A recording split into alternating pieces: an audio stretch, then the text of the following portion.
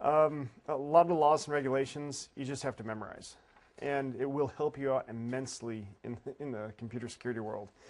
For example, like the good old Computer Fraud and Abuse Act of 1986, which was revised in 96, which basically states that you're not supposed to hack something in a different state, especially any system that has financial, government, or medical records in it. If you do, then that's a federal crime.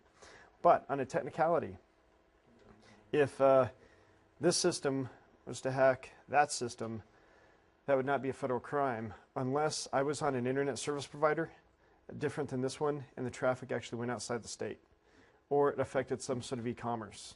If it affects the e-commerce, then it goes to a federal fine or crime. So for example, if that had a web server and this system were to hack the web server, take it down because it's interfering with interstate communications back and forth, then it's now a Computer Fraud and Abuse Act. There's a couple others as well, but the issue when it comes down to that portion, if you hacked your neighbor, then it's a state law. The majority of states have various types of laws. For example, like in Colorado, they have it to where the basic unauthorized access computer system, things like a Class 3 misdemeanor. You can still get in trouble, get fined. Chances of you getting caught are very small, but once you do, it's usually you've gone way past that and tried to destroy things. Once you interfere with anything, for example, if you just connect to their system but you don't use the internet, that's Class 3. If you use the internet, that may go to Class 2. If you damage anything, especially maliciously or non-maliciously, it can go up to a Class 1 felony. So depending on the state that you're in, is going to depend on the severity of the laws that you just broke. I know a couple states have it to where it is not express authorization. If you have open Wi-Fi, it's your responsibility, it's your fault. So if anybody connects to you, you are allowing that to happen. But most of the states are on the opposite, is that just because you have it open doesn't mean that people can connect, because that is theft of service. But I know that one individual, I think it was in Michigan, he was going outside of a cyber cafe and he was connecting to the Wi-Fi. And again, he did not have a very good lawyer, because what ended up happening was he got in trouble for connecting to the cyber cafe's internet and using their internet. And he, of course, gets arrested, and then he lost the case. The only thing he could have or should have had to prove was that he had some sort of business relationship in the past. If he bought coffee, even if it was 3 years ago, that's now a business relationship using that spam law that the organization can use or the business can use with them. Is what ends up happening is that if you contact an organization, you start the communications channel back and forth, they can now email you and send physical mail to you. If you purchase anything, same type of scenario, they can now start marketing to you. So you're now a quote-unquote customer. All you would have had to do is buy some piece of coffee or whatnot. Talking about that, I see this site that has cases just like the one you're talking about. Nice. So, yeah. Mind if I? Yeah, if you go to the DOJ, so it's the usdoj.gov. I'll go ahead and go to that site in just a little bit, but there's a sub page off that which has cybercrime on it. But then there's another case in Florida. This guy, not the brightest bulb in the pack, he parks in front of this individual's house. It's basically he's parked there for a while. Person comes home from work and then sees the person there. Instantly, for some reason, they think he's a census taker because they see his laptop on and he's in the vehicle. He's in an SUV. Well, they leave a few hours later. The guy's still parked in front of their house. The red flags start going up, but nothing too severe. When they come back, it's like 10, 11 o'clock at night. The guy's still there, so they end up calling the cops because he's been there for many, many hours. So the cops come, he gets arrested. He was also doing things that were probably illegal as well. From my understanding of the case, it potentially was CPKP related. But the whole problem was that was not only unauthorized access, that was theft of service, and a few other huge items. But what the thing is that the people actually had a red flag, and then they called the cops. A lot of instances happen to where certain things are not illegal, but cops get involved, and that's actually a good thing as far as being OPSEC conscious, because if somebody's doing war driving, the act of war driving is not illegal because you are receiving broadcasted signal. This signal is broadcast into the public domain, public airwaves. Same thing as FM, AM radio signal. There was a case in the 50s where somebody was listening to to his, I believe it was AM band, and he ended up picking up some Army communications back and forth. He is not as quiet as he should have been. Basically, he went told all his friends, probably went to the bar, told a bunch of people. Well, it got back to the Army. So the Army got upset. They sued him. They tried to get him arrested. The case actually went up to the Supreme Court, and the Supreme Court said, well, that was on a public channel. You didn't do anything to encrypt it or secure it. That's your own fault. He had full access to be able to hear it. He did not do anything wrong. And then there was the good old thing with the satellite companies. A lot of people were receiving free satellite for a while. And then the satellite companies found out, started suing people. This even went up to the higher courts. And the precedence was that you can receive anything you want, and it was the satellite company's responsibility to protect against it. So that's now why you have to scramble satellite signals, and then you have to have your scrambler on your network to be able to read those. So same thing with Wi-Fi. Since the person's broadcasting it into the public domain, if you pick it up, that's their issue. It's just what you do with it once you actually see it and get it. So if you see a username and password go over the air, if you use it, you just broke the law, because that's unauthorized access. It could be identity theft, could be all kinds of other things depending on the definition in your state and federal jurisdictions. Okay, in this area, I'm going to cover types of computer crimes and criminal profiles. There's privacy issues and laws. There's types of laws. There's IP, or intellectual property. There's, of course, investigations of computer crimes, types of evidence and how to handle it, and sets of ethics. A quick question. Yep. Are generally you held accountable to the state where the computer is at, or the state where you're committing the crime? Usually it's the crime.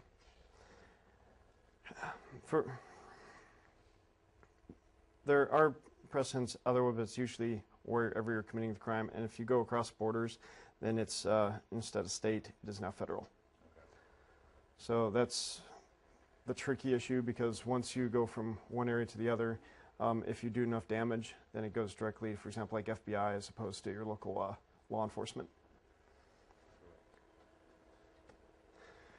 One issue too, had a scenario where a colleague was doing a computer forensic investigation, and it ended up being that there was a server in Mexico City, and it had CPKP on it. But taking the hard drive out and shipping it to the States, that would be transportation of CPKP or illegal materials. So you can't do that. You can't get an image and then send the image across. You can't copy an image and then transfer it over the network, because then that's internet or international laws as well. So what they ended up having to do was a terminal session, and the terminal session onto a server in Mexico, and then do the investigation from the server in Mexico going back and forth. So only the pixels were represented on the system, but the data was not being transferred back and forth. So it wasn't trafficking. So there's many ways around things like that. And that prevented him from having to actually fly down to Mexico. And the reason why they were able to do that was because, for example, like a precedent in the Mitnick case. Some of the data, he got off by saying he didn't steal by doing a terminal session into it. So he didn't actually copy the data to his drive. He just looked at it through a window on the other system. Okay, this area, a lot of things they look for is the seriousness of the crime. Basically, it's crime is continuing on the rise. And the beautiful part about that part is that it's not just continuing on the rise, but it's getting a bigger spotlight. So it's probably not rising as much as a lot of people think it is. It's just it's becoming more known. How many people here know what the 419 scam is? The Nigerian 419. It's basically when you get a spam email that says, I am the ruler of this defunct nation. I'm getting kicked out due to some sort of overthrow. I have $93 million. Give me your bank account information. I'll dump it in, and then you can keep the interest plus an extra $10 million. And again, that's not a smart thing to do. So if you ever get those emails, delete it. Because responding also tells them it's a valid email address. People still to this day fall for that. So yeah, I got mine. The first one was back in, was it 97? And I guess they used to do it through regular mail or snail mail.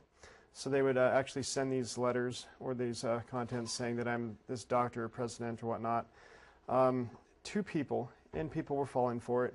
Now with internet, it makes it so much easier because you don't have postage. So you can send in 100 million emails every day, and it's not going to cost you a thing. But yeah, I first got mine in email, and I started laughing, saying, this is great. Wonder if anybody ever falls for it. But people know about it today, and they still do. You can go to the FBI's, what is it, the IC3.gov, which is, I think, the Internet Crime and Complaint Center. In this area, we're going to cover computer crimes, criminal profiles, attack types, and telephone fraud, or telephony. Okay, examples of computer crimes. Of course, there's the worms, the good old Morris worm, Blaster, the CLES. There's DDoSs, brought down Excite, Yahoo, and other large sites. A lot of the DDoSs, it's really interesting. Some of them are caused by some of these huge botnets, or these zombie networks.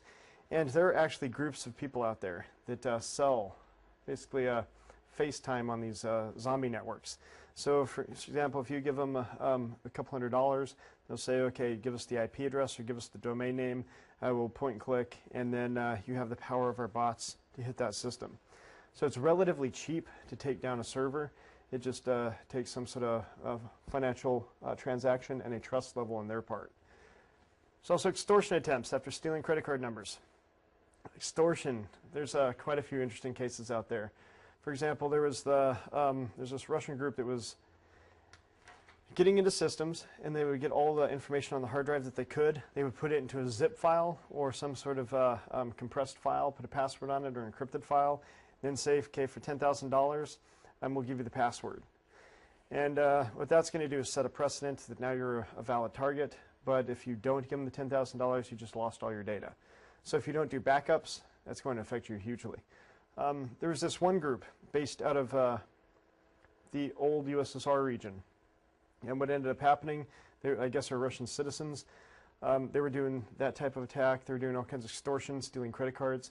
What was funny with the whole scenario was the law enforcement in the States made this fake job up. And they were able to entice one of the individuals in this group to come over to the States to interview for the job. And then they had this fake network set up and say, okay, your resume is impressive, but we don't really know if you can do an actual pen test. We'd like to see you actually hack this site. So the person connects to an FTP server up in Russia. Everything was being sniffed because there were keyloggers on the system. There were sniffers on the network. So as soon as the guy downloads his tools, he hacks into the fake site. And then the law enforcement says, okay, we got you. You're now under arrest.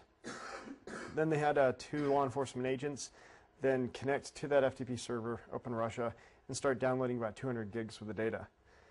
The issue with that is because there was no communications back and forth with Russia, then there was the big issue that these 2 law enforcement agents hacked a Russian computer, and they demanded extradition with those law enforcement agents for international hacking incident. And of course, the law enforcement agency said no. We're actually going to give these guys a promotion. But all came down to the originators, the people that actually got caught, and the one that got social engineered to come over to the States to do this. They were stealing credit cards. They were doing extortion on companies. And they generally weren't a good group of individuals. There's also internal employee fraud. They're stealing military secrets and critical information from commercial organizations. And competitors stealing each other's computer information. This is a huge problem. Like I was mentioned before, as far as if you're a large enough competitor, it is not uncommon for Company A to hire somebody specifically to get a job at Company B and then report back information. That happens in the business world. It happens in government environments as well. Okay, criminal profiles. Good old script kiddie, otherwise known as skitty. They do not understand the technology and the ramifications of activities that they do. A lot of times they'll download a lot of scripts and they'll basically do the point and click. They'll say, okay, we want to scan this network for vulnerabilities or whatnot. So they'll put in the IP address range and then just hit scan. And a lot of these scans tend to cause all kinds of problems like traffic congestion. Sometimes they'll even do DOSs on servers. And it's all because the individuals don't know what they're doing. They do not understand the technologies behind it. Not to say that a security researcher that downloads a script and uses it to see if it works or how it works is a script kiddie per se. But basically what they're trying to say is that these are people that don't understand how, why, and when to use things. Right. And then, I hate to say it with like the laws and stuff, there are some people that really pervert the definitions. Because schools, these kids are getting expelled, and some of them are threatened to be thrown in jail for a teacher walking away from their computer without logging off. And the kid goes over to the computer and then opens up the program where all the grades are and changes their grade. That's not hacking. That's fraud, but... What you get from this site is that it shows that government is actually cracking down on the average folks instead of just for the big people. That's cool, though. What is the name of it? Cybercrime.gov. It's part of the Department of Justice. And is that this big long link? Same? Same thing. Cool. Same thing. Awesome, thank you. Oh, thanks. Jeremy, last thing you said when you cut off, is there a way you can repeat that one more time? Just a couple of words or two. Script kiddie? Okay, I'll make fun of script kiddie some more. Yeah. Go ahead. It's already on. Okay, I left it on. cool. Criminal profiles. In this area, we're going to talk about script kiddies, or otherwise known as skiddies. These are basically the individuals that don't understand the scripts, the technology behind it, the how, when, or why. When it comes down to it, you'll have a lot of the good old 14-year-olds that a lot of people make fun of, especially on the internet side, is that they'll go to Millworm, they'll download the items, and they'll just put in the IP address of the attack site, and then just try to run it without actually looking at the code and seeing what it's supposed to do. You'll see a lot of individuals that will go through scanners and engines that would be attacking a Windows server and then trying to attack it with a bunch of Unix exploits. That could be a vulnerability assessment team that just doesn't do the research ahead of time, but usually that goes back down to script kiddies. There's the dedicated cracker, which is a criminal hacker. So that goes back down to the good old definition between the term hacker. There's the ethical hacker, which is supposed to be the guy that does things for good. And then there's the criminal hacker, which is otherwise known as a cracker. In the past, it used to be the cracker was the code hacker. So they would actually crack the software, do things like that. And then the hacker was the guy that did the network. But they're trying to reclaim the term hacker and make it a positive term. So now they're using cracker. Yeah. Okay, these dedicated crackers choose a victim and carries out intelligence gathering before conducting the attack. So it's basically going to be the same thing as a state-sponsored type of attack or a criminal type of attack. They look for the item. They try to minimize the potential targets because they do not want to get caught. Okay, these are most dangerous. They're a lot more dangerous than a script kiddie. Usually does or has a lot more talent. But the problem is script kiddies do the majority of the damage because they're doing a lot of scanning. They're doing a lot of things that they shouldn't be doing. And they're a lot more noisy. So a lot of times people will be blocking out the white noise. And a lot of times the criminal hackers will get through because there's so much white noise out there. Basically, they're coming in through the fog of war. And Dedicated Cracker also has specific goals in mind. For example, if they want people within the organization to click on a specific email, they'll do research on the target and then specifically write emails crafted for that target. For example, even doing a pen test, same type of attack. You're trying to attack the system from the cracker's point of view. So what ended up happening is you'd go through, for example, like LinkedIn, MySpace, or especially LinkedIn, find out who's going to be a high-end target, such as an IT director, a security director, anybody that's going to be in the security department, pretends to be from them. And then what I've done in the past was craft an email that says, okay, this setup program is going to clean up some malware that you installed. I'm a member of the security department.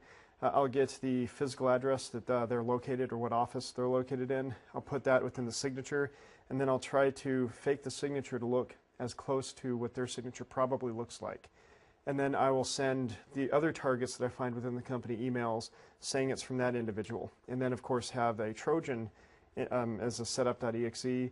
Sometimes we can put it in a setup.rar, and then say if the exe gets blocked out, go ahead and click on the rar, and then here's the program that you can unzip it in or uncompress it in if this doesn't work. So a lot of times that gets through because you're playing off an inherent trust, and that all goes back down to the intelligence gathering phase before touching the target. So some people that have grudges, basically these are motivations. Motives for the attack, the grudge is I don't like the company individual. I was either fired from them, I still work for them, and I don't like the manager. There's also issues to where it could be the company wronged them at some time in their life. There's also political reasons. Terrorist activities, sympathy attacks, and of course information warfare. There's a huge issue, for example, Zone H, or zone-h.org. You'll see a lot of the groups are attacking, and they have basically a percentage of motivation attacks, politically motivated attacks. So it could be that they just don't like the organization, or they don't like a specific country, and then they'll put that this was a politically motivated attack, the rest were just basic attacks. There's financial. Why did the robber rob the bank? Computers are just a new tool for old crimes. It does take a new skill set to do these crimes, but when it comes down to it, they just want money. The problem is with computers, everything has a fingerprint. So what you have to come down to do is whenever the attacker's attacking you, you need to find out where the fingerprint's actually going to. The problem is going to be if they're coming from a non-extradition country or they're bouncing through it, because a lot of times you won't be able to get the log files associating them with where they really are. It's also business, competitive intelligence gathering through computer-related attacks. This, of course, would be your black hat competitive intelligence gathering, because regular CI or competitive intelligence is you get open source information, you may call up the company, ask information like that, but you're never actually attacking the system. This is more of the criminal competitive intelligence. Then, of course, the just see if it works type scenario, script kiddies. Okay, salami attack. Salami attacks carrying out smaller crimes with hopes that the larger crime will go unnoticed. For example, back to Office Space, where you have one transaction and then you're getting a little bit of money off each individual transaction. Data diddling, modifying data before it enters into a computer or as soon as it comes out. There's dumpster diving. Everybody familiar with that? It's I know when you have a pen test team, dumpster diving usually goes to the newbie. So it can be definitely a gross job. It's unethical but not illegal, and whenever you're doing a pen test, it is something that can result in probably the most or best information that you can do to attack a system.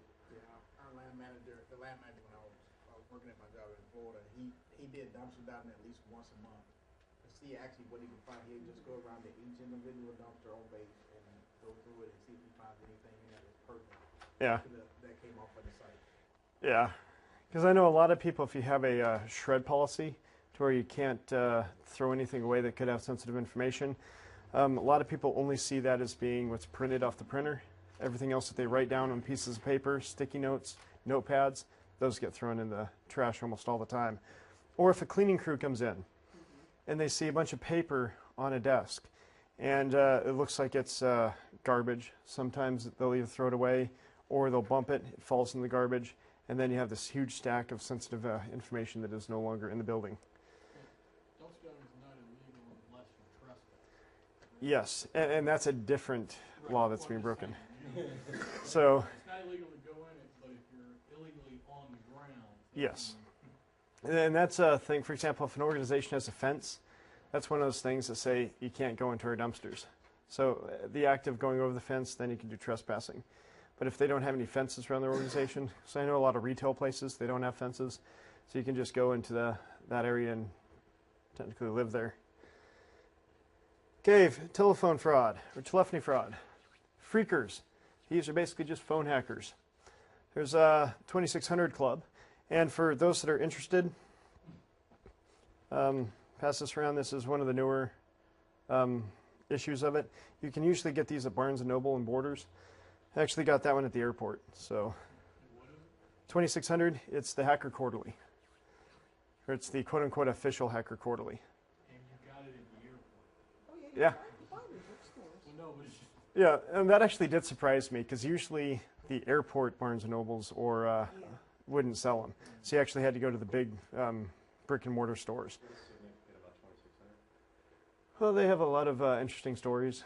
They come out 4 times a year, and it's where a bunch of people that are either phone freakers or out of the hacking community will write articles on how to do hacking and phone freaking. It initially came out because a bunch of phone freakers wanted to share their information, and now it's gotten a little bit more evolved. So there are some good articles in there. I think you can still go online and download their index too, Could be. because that's how I found Smashing the Stack. Because that's an old article. Yeah, that's FRAC. Oh, Frack, okay. Yes. Frac. Then Frack, you can download the index. I don't know if you count 2600. Yeah.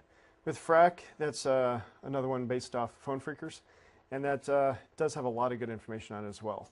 And then there's another one. It's had some challenges in the past. How many people here have heard of Blacklisted 411?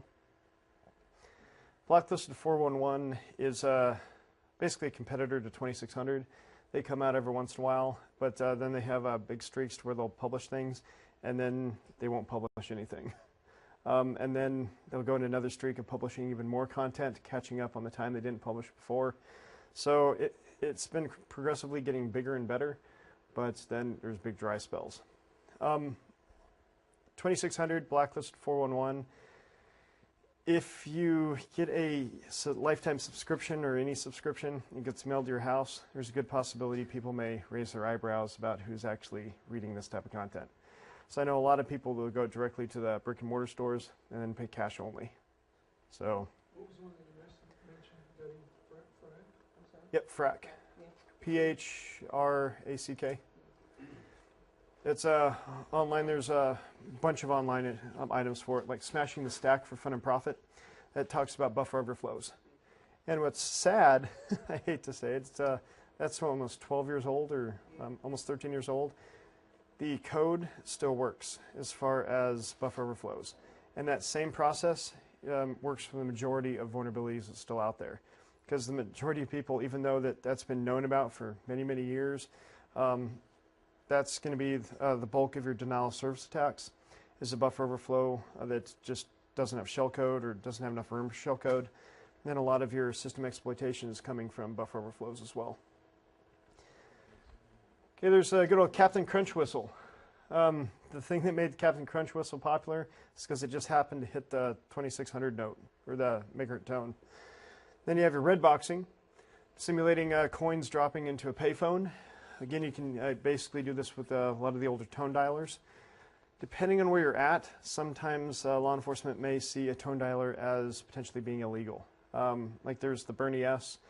If you go to 2600.com, there's an actual story about this guy named Bernie S. that got arrested for telecommunications fraud because he had a tone dialer. And it doesn't go through to say in detail if he actually modified it, but basically it's a big case. There's blue boxing, using analog tones to gain free long-distance services.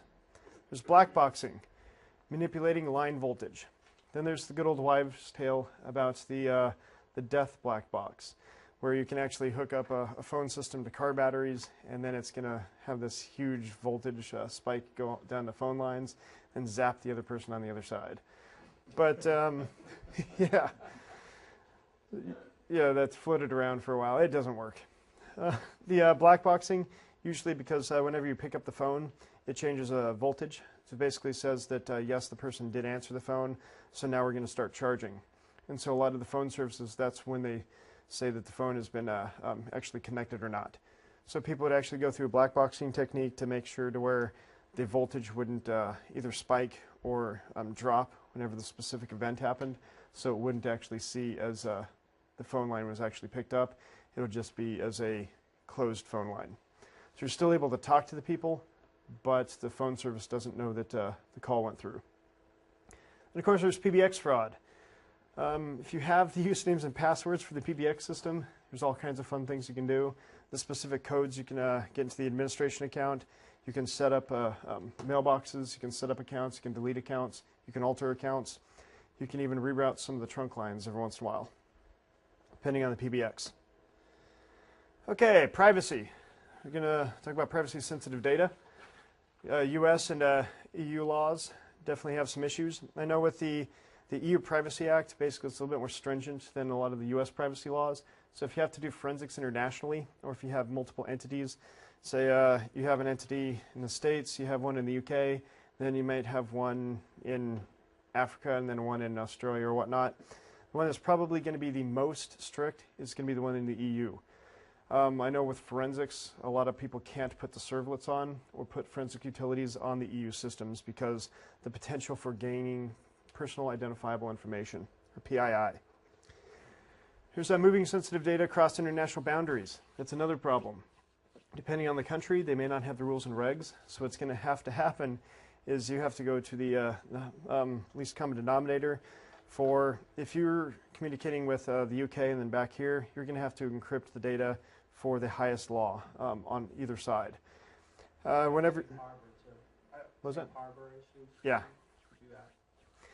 And then another thing too is depending on the data, it could be illegal in one country and not in the other. And then there's also for the import-export laws, encryption.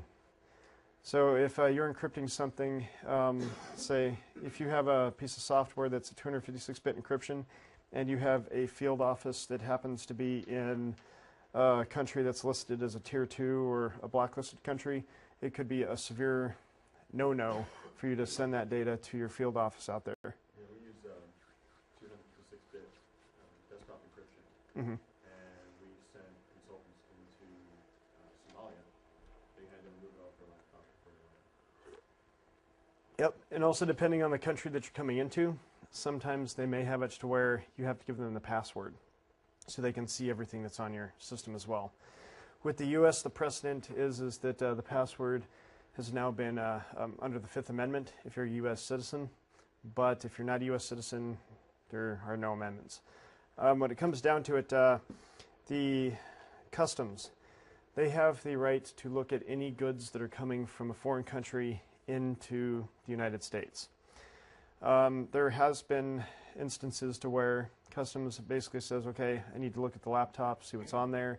If you have drive encryption or if it looks suspicious, there's a good possibility they may confiscate the laptop, all under the auspice of trying to see what's on there.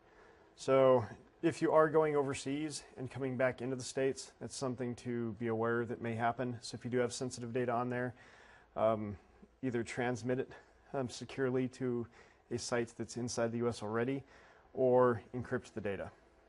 And don't keep it on your laptop. So, there's also employee privacy topics. Definitely there's a lot of data within an organization that definitely needs to be private. These are laws that you just need to memorize. Within laws and ethics, there's Privacy Act of '74. It's basically data held on individuals by government agencies. This basically means that the U.S. government has the right to store data on you as long as there's an investigation or need for that information to be held. However, with the Privacy Act of '74 basically means that as soon as they no longer need it, then they no longer have the right to keep it. But with the Patriot Act, that has altered the definition of a few items. There's the Electronic Communications Privacy Act of 1986.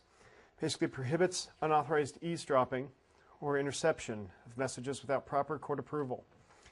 This again, the definitions, depending on certain circumstances, have been altered within the Patriot Act. And also the unauthorized eavesdropping or interception. If you are doing, for example, the good old Wi-Fi, that is going to be different because that's being broadcast. But if somebody has a good old tip in a ring, the good old wiretap is definitely illegal unless you have authorization. Or if you're a law enforcement agency, you have to have a search warrant. Then you go into the ECPA, and then also there's CLIA. Okay, HIPAA. This protects privacy of medical information or personal identifiable information. HIPAA is one of those interesting laws out there that doesn't really have teeth for the criminal side, but as far as financial, it has a lot of teeth. So basically, with HIPAA, it's going to be coming down to how many lawsuits are actually out there for how well the people are going to protect themselves. I've seen a lot of scenarios to where, unfortunately, doctors may be very good at what they do, but computers are not one of the items. They're very good at fixing the person, but not securing data. Seen some scenarios to where At smaller clinics, for example, where there'd be 1 or 2 doctors, their Wi-Fi goes down or their internet goes down. So they may even hire a telco company or their ISP, switch out to the device, they're back up on the internet, but they're no longer encrypted. So their Wi-Fi, which used to have WEP or WPA2 with a radius connection, now has absolutely no encryption whatsoever. So that would be a definite HIPAA violation if because the medical records that are going from one system to the other, especially if they're connected directly to a hospital. There's an IM. There's been some cases where the doctors were IMing, you know, and there's no encryption. And they were talking about patients' medical records. Yes. They were actually talking with the patient. Oh, even better. And then that's emails, another big issue with HIPAA, where a lot of people have devices in the network searching for specific information and blocking emails from going out. And I know that there's been a lot of complaints from the medical community saying, well, you're hindering them because they can no longer talk about cases.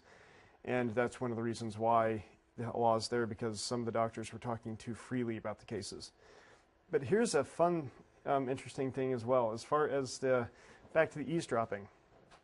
Within the ECPA, there's been precedents to where somebody was doing some illegal activity back and forth through email. First Circuit Court saw a case to where somebody was sending email out, and this organization was sniffing over their own network. So basically what they had was probably a switch with a span port. The traffic went over the switch. They captured everything. They said, here's the email. We have proof that it actually happened. And this is actually being published by Guidance Software, makers of Encase, because it's a marketing issue for disk forensics as opposed to network forensics. Well, First Circuit Court said, well, because the stored communications caveat to the ECPA basically states that the owner has full ownership over all data on stored communications. First Circuit Court said everything in NVRAM is going to be quote-unquote stored communications because their definition of NVRAM was storage. Same type of case happened in Fifth Circuit Court. It went through there, and they basically said NVRAM is not stored communications, therefore you have to either have a search warrant or you have to have knowledge of both entities that this thing's being monitored and recorded. So what they were trying to do is, their definition was, as soon as it left the guy's outbox, it was protected until it hit the receiving mail server. So outside the network, everything's been protected. So what that gives the organization is a reasonable expectation of privacy for the individual that's doing the email. And that's one kind of precedent. The issue about that is if the guy's doing anything illegal inside of a company, then if the company is then liable for his actions, there needs to be some sort of investigation that they can do. And the caveat is they could have gone to his hard drive or to his disk and have done an actual disk forensic analysis on that disk to find out the email that was either still in his outbox or that was on his drive somewhere. So depending on the jurisdiction, where you are, what organization you're with, sniffing may be legal and it may not be legal without a search warrant. The GLBA, Graham-Leach-Bliley Act of 1999, protects individuals' non-public information. And this right here, does anybody know where the GLBA, what industry segments can be in? Banking, financial. In the automotive industry, going back to one segment that I worked in, it was relatively interesting because you see a lot of organizations that fall under the GLBA and they refuse to acknowledge it. For example, if they offered leasing, therefore by definition they were financial. So, okay, the EU privacy. European Union Principles on Privacy. 1. The reason for gathering the data must be specified at the time of collection. 2. Data cannot be used for other purposes other than why it was originally collected. 3. Unnecessary data should not be collected. 4. Data should only be kept for as long as it is needed to accomplish the stated task. Back to 1. 5. Only necessary individuals who are required to accomplish the stated task should be allowed to access the data. And 6, whoever is responsible for securing and storing the data should not allow unintentional leaking of the data. And what's interesting is this is actually a lot more strict than our standard guidelines. Okay, routing data through different countries. Transborder information flow. As was mentioned before, just like with encryption or data in general, depending on the country that you're at, Some countries are even forcing the distribution of crypto keys, or forcing the individual organization to backdate the software so the organization can see the data flow back and forth. But movement and storage of data by automated reasons or automatic reasons across international borders would be within here. There's different regions have different laws pertaining to the type of data that can be transmitted.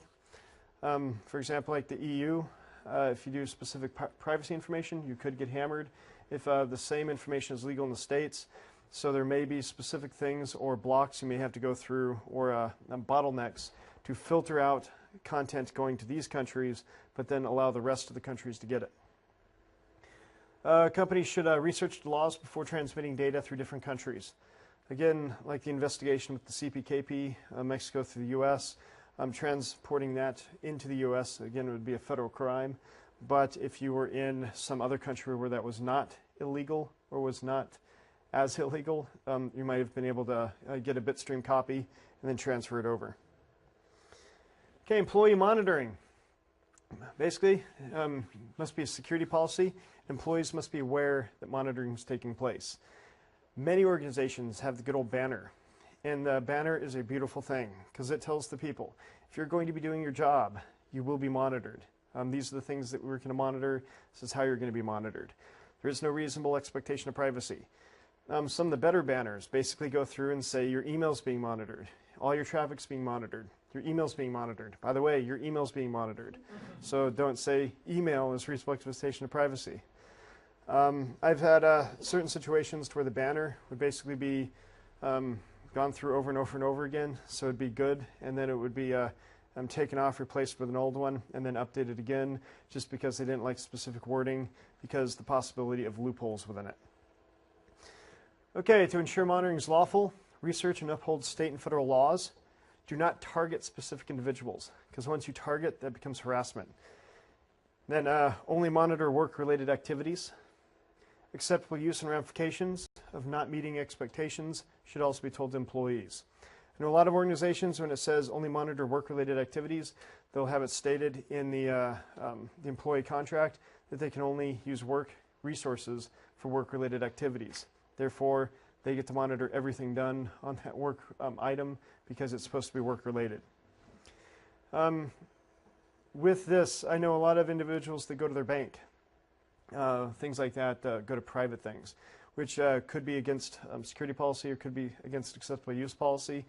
And what's interesting about that is there are some devices out there that will actually do a man-in-the-middle attack on the network, which basically allows people to do IDS, traffic IDS and analyzation on the proxy stuff that's going back and forth. So basically it does Cain enable, but it's more advanced, some of these commercial products.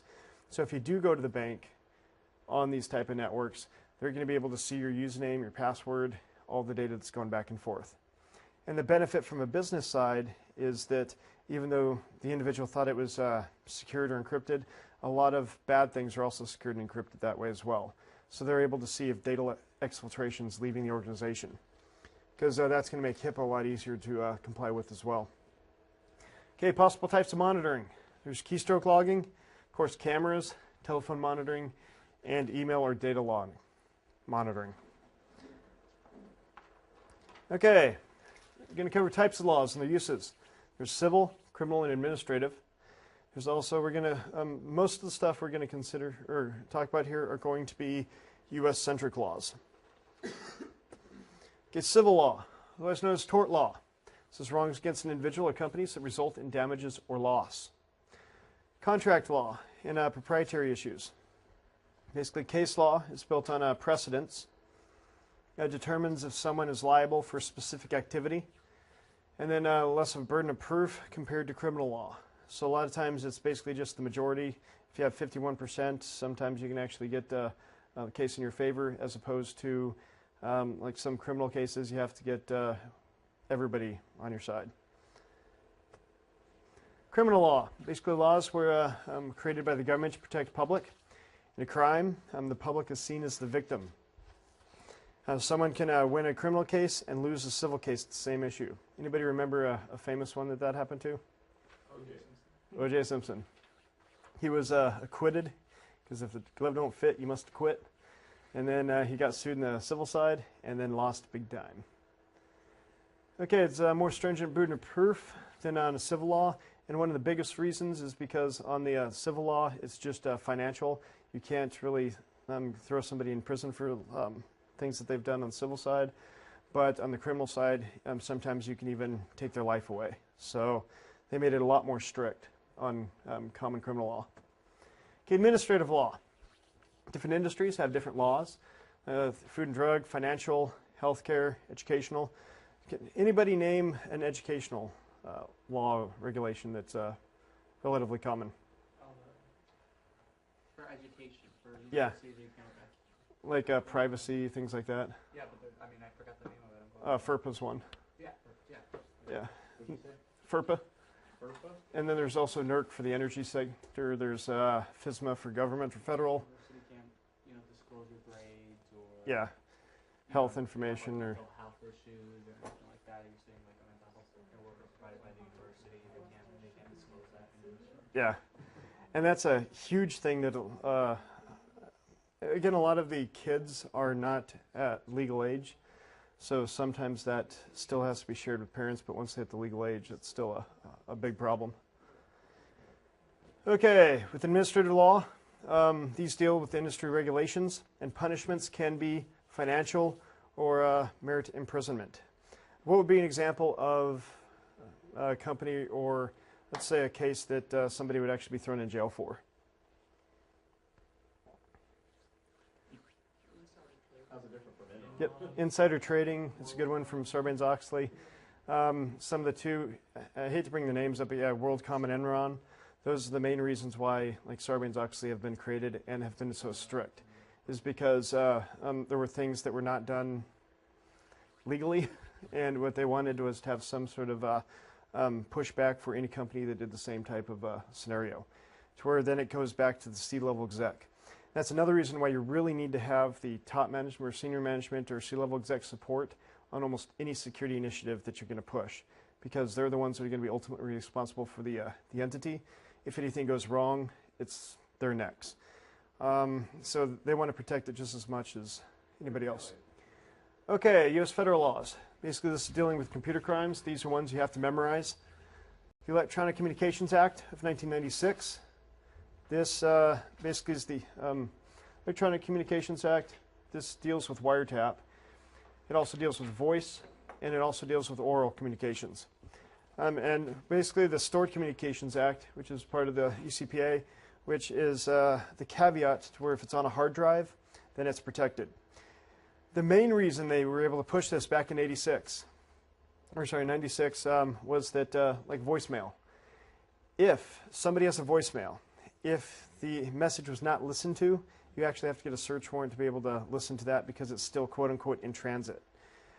Once the person has heard the voicemail and it's been listened to, if it's then stored on the device or whatnot, or it's a saved message, now you basically if you own the system and if they're your employee, you can then look or listen to the message. So that's one big issue is that if it's still in transit and has not been listened to, then it's you have to get a search warrant or their authorized permission.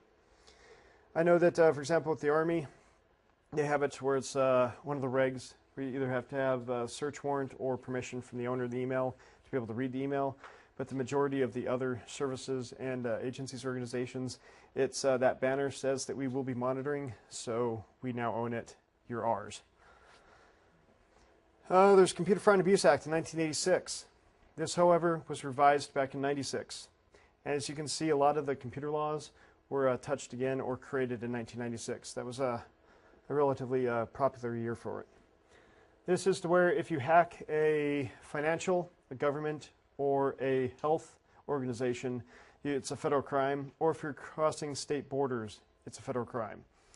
If you, I think it was revised in here for the anti-hacking law, to where if you hack something that does interstate commerce, it's also considered a federal crime. So if they have a website on their system and you break into that system, therefore you now just broke the CFAA.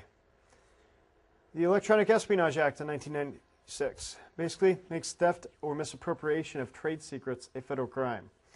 Here's the trick though. The trade secrets have to be secured as such and also classified as such. If you are, let's say, a bakery and you say your trade secret is your good old recipe book, if you don't specifically say that this is quote-unquote a trade secret, mark it as being a trade secret, and then secure it in a safe to be a trade secret, if you just leave it on the counter, somebody can copy everything they want to, and on technicality, they're not breaking the Electronic Espionage Act of 1996 because you didn't secure it and you didn't classify the information. Here's Are there other words for trade than proprietary? The substitute could be, yeah. You could use proprietary. It just has to be classified at a sensitive level or secured level, and then you have to protect it as such. Because if you have proprietary, and let's say if I have a bunch of proprietary stuff here, let's say the door doesn't lock, and I just leave it here, then if anybody steals it, they cannot get in trouble for economic espionage. And that's the interesting thing as well, is the Economic Espionage Act actually also put it to where the individual had to be within a trust level within the organization. So it couldn't be somebody off the street that just goes in and steals the stuff.